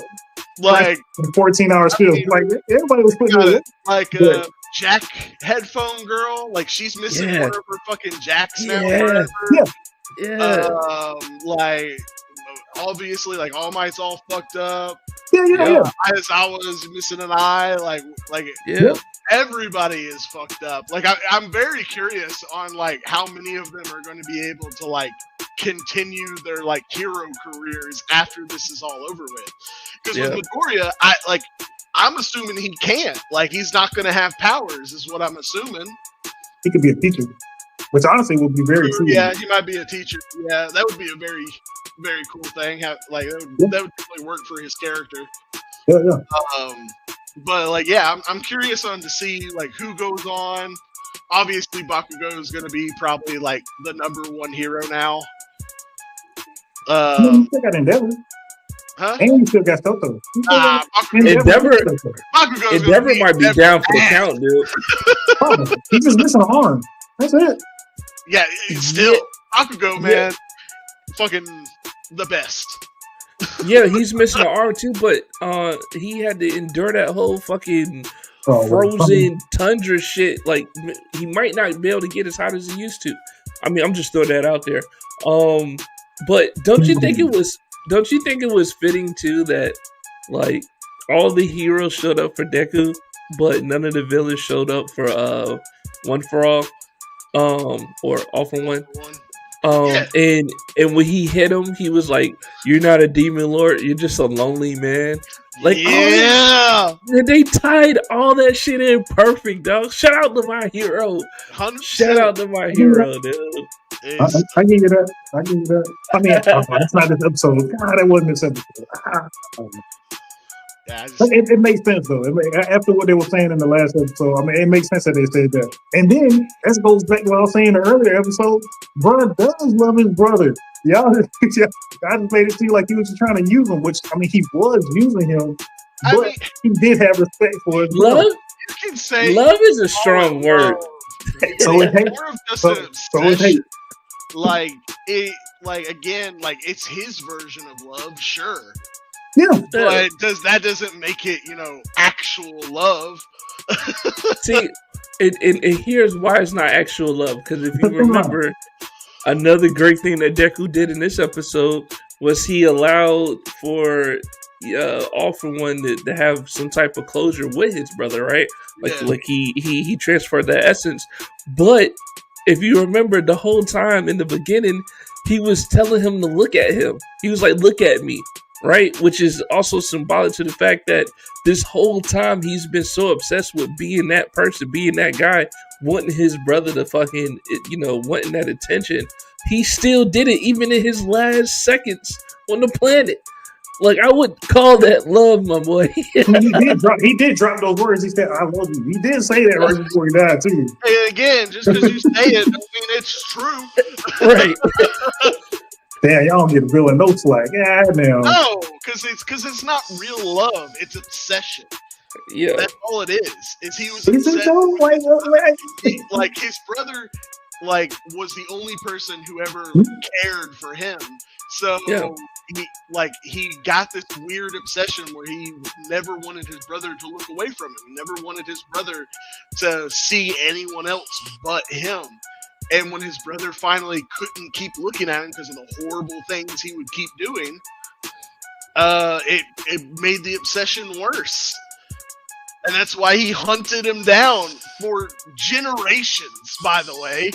Killed countless people. Countless. Yeah, he was, it's his version of love. But he was fucked up. It was a fucked up version of love. I mean, no ifs, ands, or buts. I wouldn't say all that, but I mean, that's true though. Like, think about it. He knows he was dying. Maybe that dying breath was the truth that came out. Again, yeah, his truth. Like, that's the thing at the end of the day. Just because it's his truth, he's the one who loves him. Like, that doesn't make it, real love. Man, that's for him to. I also, one of the things I wanted to comment on, I love that with the punch, it's Midoriya doing the physical hit, and it's Shigaraki doing the mental hit. So, the combination, or soul hit, or whatever it is, they call it a mental, scape or something like that, but, it felt very soul-y to me. I mean, it was everybody attacking. I had all the rest of the holders attacking too, as Shigaraki. Well, that's true because they were all part of All for One at that point, so that's fair. Yeah, that's a good point. But like I said, I loved this episode from beginning to end. It was fucking fantastic. Yeah, man. Hey, look, hey, just give it up for the power of friendship, man, and how it was executed in this episode. Because I think it was executed greatly, and I'm trying to think, was it something else I didn't like, and I really can't think of anything else. What do you guys want to rate this episode? It's a 10 for me. It's 2 10s back to back for me. And what, the last one was a 10 too? Yeah. Oh hell no! Yeah, leave. I've loved them, man. They've been fun. They've had me at the edge of my seat. They've just been great fucking episodes. So wait. Are you saying that last episode wasn't a 10 or a 9, Dap? Yes. For me, like that whole mental shit, like it makes no sense. Like, and to me, it really messes up where the show was going. Because I would have liked it way better if Midoriya was still doing the fist grapple physically, not in dream world or whatever. He was going through the fist grapple with Shigaraki physically in the actual world. Was it the six? The six holder is the one that goes in and has a whole memorable moment with Shigaraki, and it just them two. She bounced back, and she did get kicked back. That's Midoriya, blah blah blah blah. Goes back, finishes then the fucking story goes on. Like Midoriya going there and doing all that shit, like it didn't make any sense. I didn't like it. It just, again, it wasn't my cup of tea. And then to see it even more, I don't rock with it. It doesn't make sense.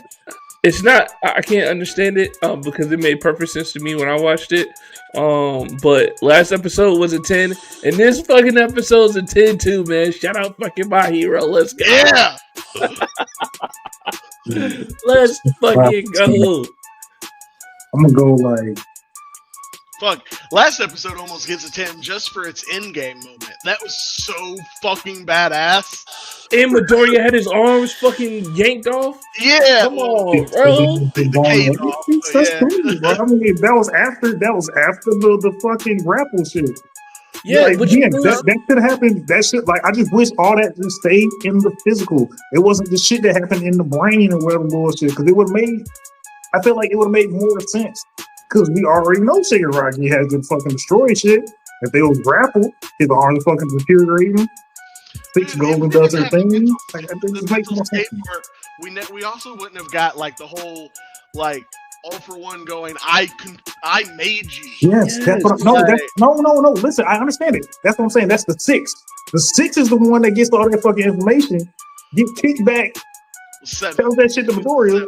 Goes back and does it again. So the information is never lost. Or it can be lost with the six and Shigaraki, and we just know about this shit in the background, and everything still happens regular. It doesn't mess up anything. It just keeps Midoriya from knowing that half of the story. It still would have worked just fine. I didn't like it.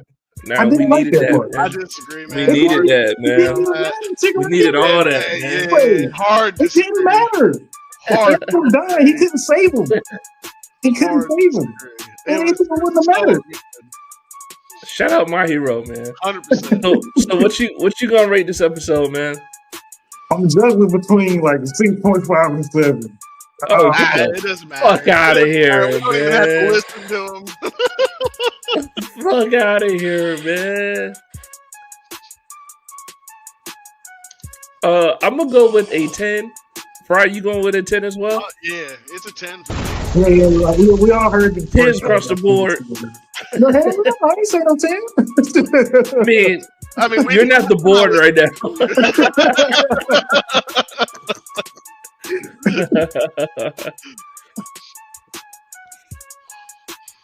I do a 6.7. I do a 6.7. 6.7, man. Y'all be alright. Y'all live tomorrow. Yeah, y'all be alright. Alright. Any final comments or anything you want to talk about My Hero, man? Probably. I mean, this is. I'm ready for the next, like the last 3. Like I can't wait to see like how they wrap it up. Like I'm ready for, like I want to see like who continues their career, who gets stronger after this, like what people are gonna do. I want to know what Midoriya does. Like what is the anime like going to ship together, because you know they're going to show that. Like it's I honestly I can't wait. Like I like it sucks that the end is coming, but man, has it been a ride, and I'm ready for it. So for sure. If it makes y'all feel any better, apparently, allegedly, they will have an OVA after this season's done, so we'll get an alternate ending. What? It's going to be OVA after the end of My Hero this season. What does OVA mean? If I'm not mistaken, is original visual adaptation. But yeah, it's gonna be a ending different from the manga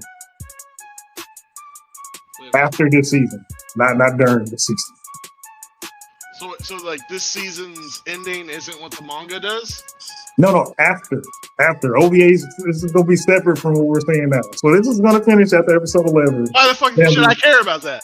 Then later on they'll do OVA. But again, why should I care about that? If it's not like the actual ending, who gives a shit? It might be better.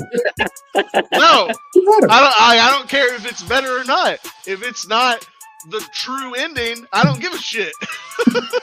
Maybe maybe it was something from like like a fan vote or something of what the ending is supposed to be. I don't know. I don't like that. Maybe. Like to me, it's whoever's the maker of it, his ending's the ending. Like I don't like this. Like we do this ending. Like that's not fuck that shit. I mean, it can still be the original creators ending. It's animated. I'm pretty sure when you make up a story, like you got multiple endings, like before you actually get to the ending, and then I mean, if it comes out like this was an ending I thought about, that would be kind of neat. But that's it. That's the only thing. If it's just the animators are like, hey, we thought this would be cool. I don't give a fuck what you think would be cool. I don't know what the author does. Right on. But love by design 6-7. That's a that we all love and know. Yeah, man. All right, moving on, man. Shout out my hero. Can't wait to see more of it. Moving on, we got a Disney Twisted Wonderland series, Wonderland Season 1, Episode 2, a dismissive ranking. This is a anime that's on Disney Plus. The name is very implied into how the series is going. To be honest, I don't really have a lot to say about Twisted Wonderland yet. There's not really enough there to talk about it. Like, it's not bad, but it's not like got enough oomph, I guess. I don't really know how to phrase it. There's just not a lot there yet.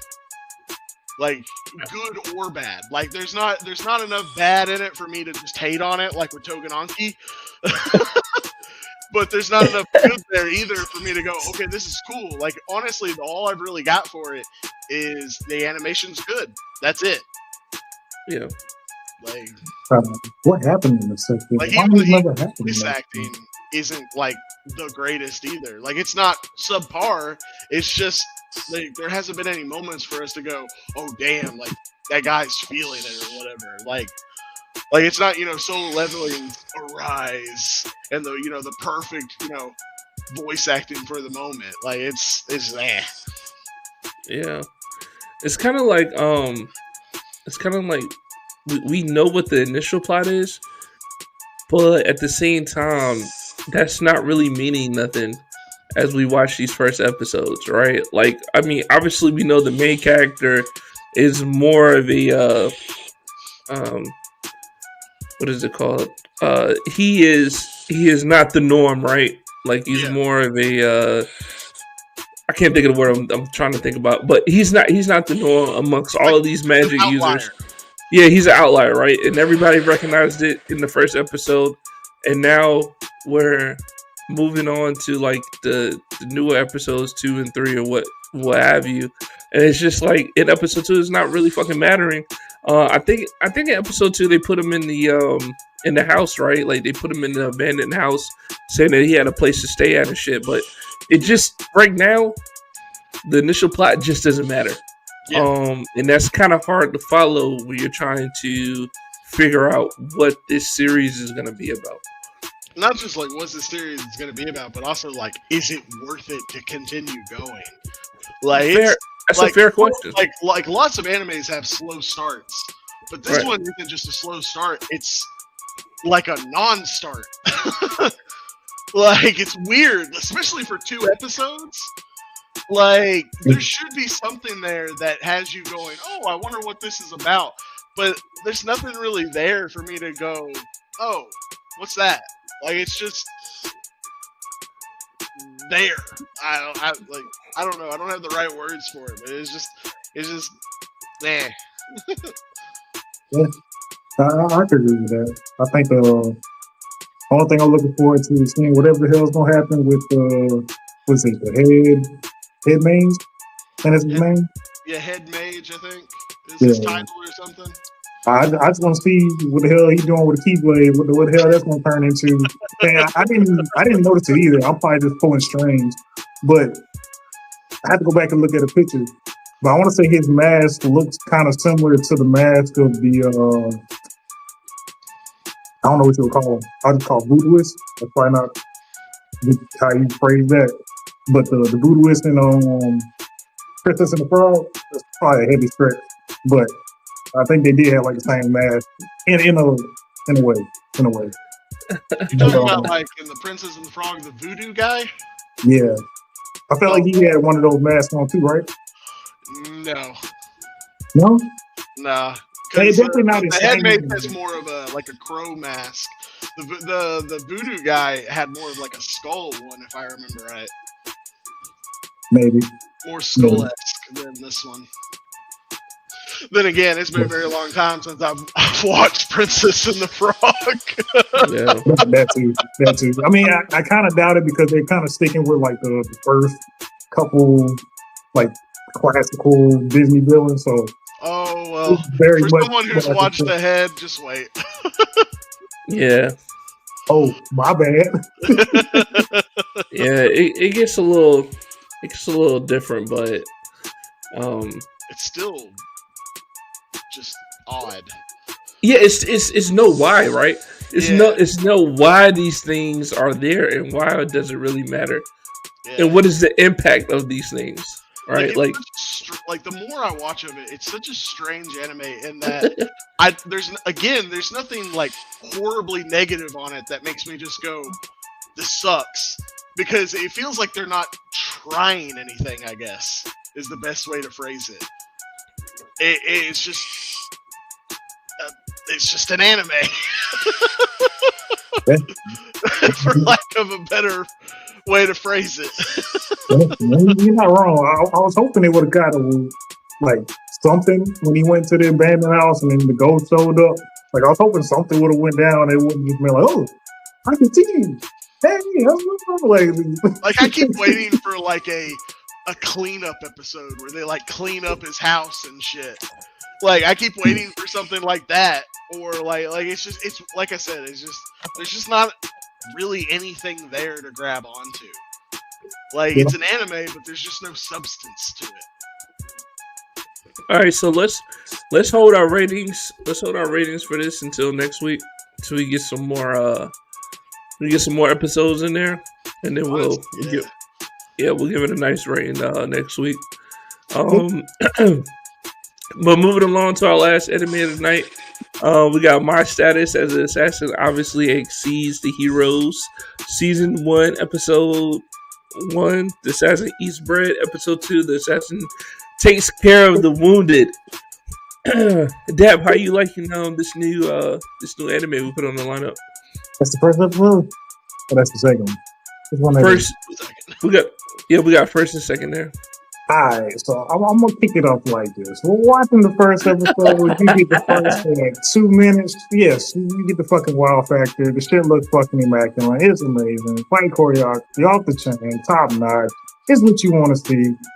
And for the first episode, man, it's pretty good, man. I hate to keep putting things tied to it, but it comes off to me pretty shield hero like. You know, everybody getting pulled to another world.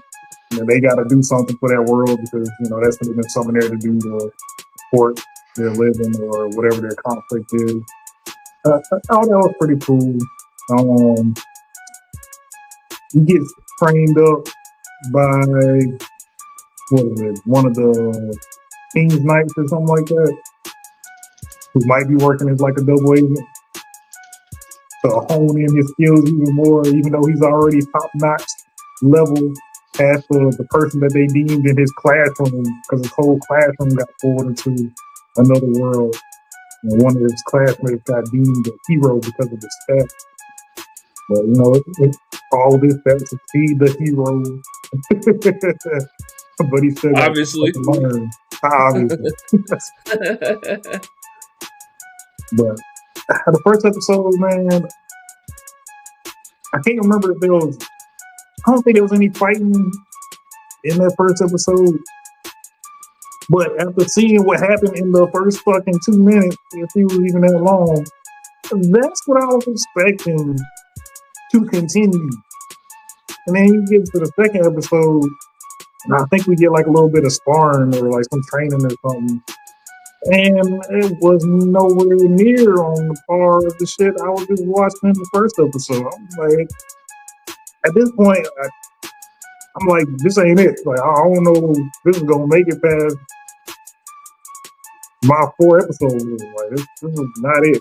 It's got a nice little concept and stuff, but it's not nothing far that I haven't seen from other animes we've been talking about. And I've already seen plenty of other animes where they deliver nice fight scenes in the beginning and then the rest of it's ass because they just can't keep it up or whatever. They just want to do a fucking what's the word I'm looking for? Bait and switch. But it's alright. It's alright. So far, it's alright. Yeah, man. I agree with you as far as how the first fight scene looked in the in episode 1, and then kind of a downgrade the next time you saw it. But for me, because I'm a little further along in this one, I don't think the fighting is the kind of centerpiece of this anime. While it's added to it, for me, I mean, obviously, I've seen better fight sequences in other animes.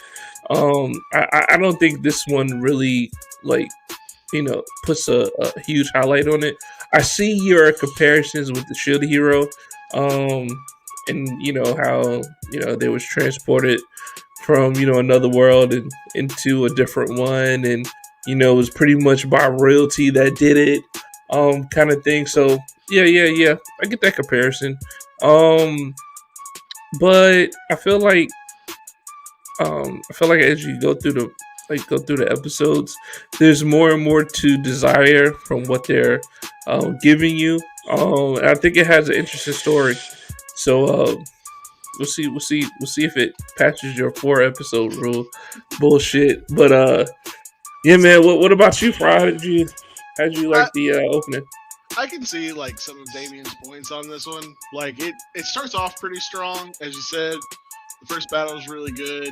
I've instead of more feeling kind of like Shield Hero, it felt more like which I think I've mentioned this before, but it felt more like from Commonplace to World's Strongest is the feel I kind of got, especially with the main character himself being more of like a guarded person. Which the main character in that one becomes that way. He's not at first, whereas in this one he just starts off. I also like, for me, what kind of makes me like the main character a little bit more than in some of these isekais is he immediately is on guard. Like he is like, I'm in another world. I don't trust these people.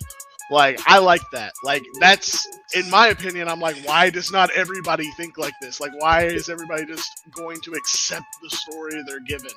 Like, that never makes sense to me. Like, maybe I'm just a paranoid person or something. I don't know. But, like, when a character is, like, more thoughtful, it makes them more intriguing to me. And he is that way. As someone who has also watched ahead at this point, it can be slow at times, and not every fight sequence, unfortunately, is the greatest. But I am intrigued enough to continue watching at this point.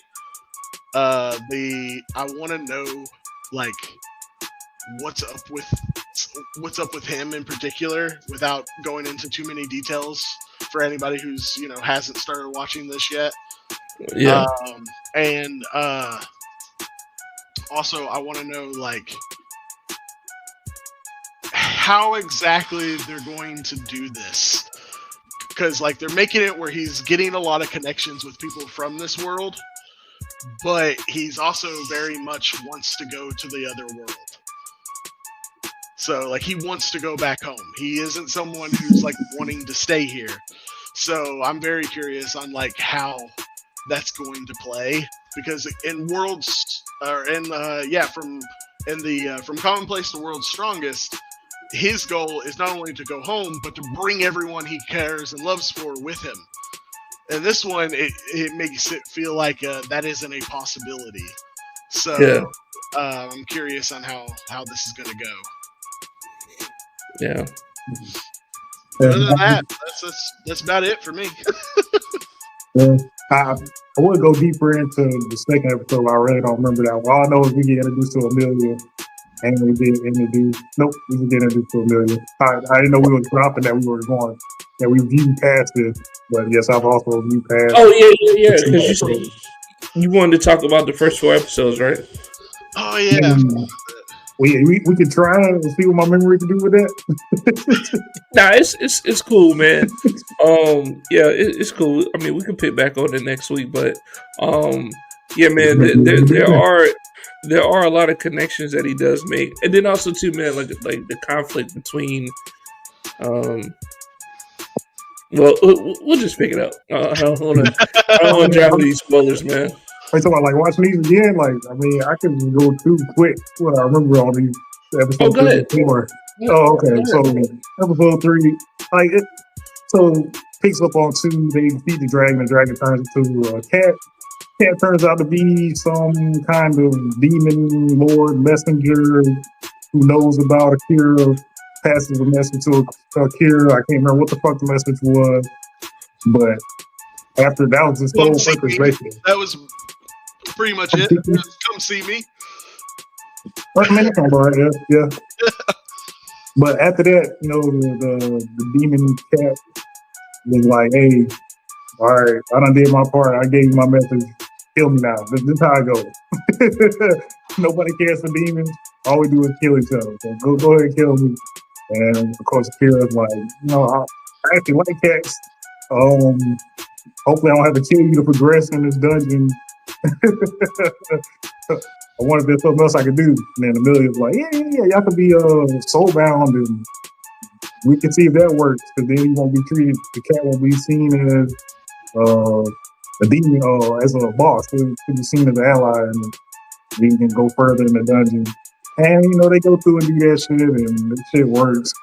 And now Kira's got basically a party going on now. So you got Knight, which he named the cat, Demon Cat, and Amelia, which I did like that. That wasn't too bad. I don't remember the fight when the cat was a dragon, since the cat can shapeshift. I don't remember that, so I'm assuming it wasn't good.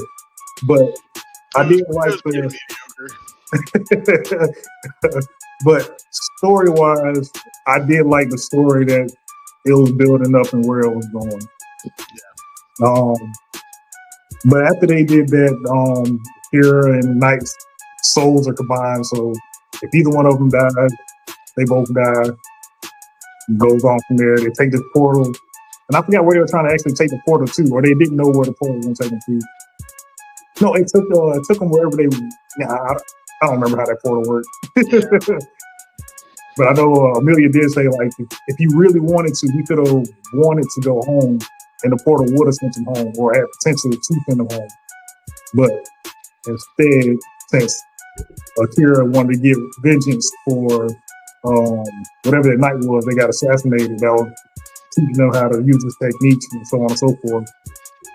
He's like, hey, I got to stay here and get vengeance for him. That's the least I can do before I go home. So take the portal. It actually takes them to Amelia's homeland, where she got exiled from. So now we get backstory on her. Her fucking sister's going around using mesmerizing, or what she thinks is mesmerizing, in her kingdom to take her side to exile her sister because she had resentment for her sister because she was getting special treatment.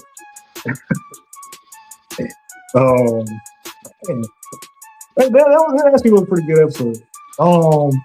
Yeah, until the next one. To the next one, episode 4. No, So I really don't like the conclusion of the elf stuff. it was wild. It was a roller coaster. It didn't feel very good to me. Like the king, like it fell at the king's part. Like you telling me you took like that was hilarious. I did laugh, not because it was funny, but because it was stupid. Absurd. Yeah, exactly. Like you tell your daughter, and this was your plan. I just found it crazy that he told his daughter, like, "Hey, try to mesmerize everybody." Oh, okay, now let me unblock your memories. Everybody around here fucking with people's fucking mental. What are we doing, man? Yeah, it was like I said, like that. Honestly, so far out of everything I've watched, that's my biggest gripe on the series so far is the ending. It was just weird. It was wild. There wasn't very like, I guess cohesion. Like it doesn't go together. It's very convoluted. It is. I feel like it probably could have came on better if it was longer than one episode to unfold all that shit. Yeah, probably because like even for like it didn't make sense why the dude that was guarding Amelia would just switch up and be like, all right, I'm just guard. I can't remember what her sister's name was. It's like, yeah, I'm gonna just guard her now. She's the reason why I died, and Amelia's the one that revived me. But I really like her tenacity and her drive to be a better person. So I'm gonna go be with her. Like, what? Not just bodyguard. Like they imply that he, like, the reason he wasn't mesmerized was he's in love with her. Was that what it was? Yeah. Yeah. That's what they imply. They never say it outright, but they imply that the whole reason that he wasn't ever mesmerized is he loved her. Which means, by the way, he allowed all that other shit to happen. Yes. Yes. He wasn't controlled. He let it happen. It doesn't make any sense. It doesn't. I thought it was because he was a higher level, because they said that a lot. They was like, because even she said when he was crying, he was like, "Oh, it didn't work with you because you're stronger than me." Nah, he was just in love with her and just followed her every fucking word. That's how it went. Yeah. Insane. Insane. Like I said, that is the worst part so far that I've watched. I really don't like the elf part. Yeah. Oh, but I mean, we can go ahead and rate the first 4 episodes, man, and we can rate them together because I think it has a strong initial start. They kind of mellows out a little bit. I did enjoy the second and third episode. Fourth, not so much. But I'll give it a 7.5. For me, I would say like the first one was probably like a 7.5, maybe an 8. Yeah. 2 goes a little bit lower, definitely like a 7 for me. 3, probably a 7 as well. Is it 3 or 4 that they finished the elf shit? I thought it was 4. 4 because after that they all wait for the same place. That one probably goes down to like a 5 or a 4 for me. Like 3 probably would be like, because it deals with a lot of the elf stuff, would probably deal with probably like a 5 or 6, but 4 is definitely a 5 or a 4, or 4 or 3. Like it's not good. Like I do not like how they end that part. It is very, very bad. It was all over the place. For me, honestly, it did. I wouldn't say it had a strong beginning. Episode 1, it's just episode 1 syndrome. Of course, it's going to be good. I get at 7. Episode 2. Well, remember, it kept turning me like that. I'm gonna say 5.5. 3 picked up. I give that one a 7. And 4, I'm probably mixing it up with 3, but I don't remember. Besides that weird plot twist at the end with the fucking mental spell games. I'll say 6.5. was wild, man. That one was by far the worst. Not bad, not bad. Have a good night, Blood Love by Design. I appreciate you for staying on tonight. Well, shoot. With that being said, guys, any last comments before we get out of here tonight? See y'all next week. Next week. Thank you for tuning in. We were live on Facebook, YouTube, Twitch, X, and Instagram tonight. Comment in the comment section if you watch this video later on in the week, on the weekend, or on the weekday. But yeah, man, everybody have a good one. Appreciate y'all. Peace out. And that's a wrap. Thank you for watching another episode of Where's My Anime. Great appreciation to those who liked, subscribed, and viewed today's episode. If you agree with what I said today or disagree with what Dab had to say, please drop it in the comment section. We will reply. And as always, I'm your boy Jay Sama. And I'm Dab. We'll catch you on the next season, the next episode of Where's My Anime. You heard?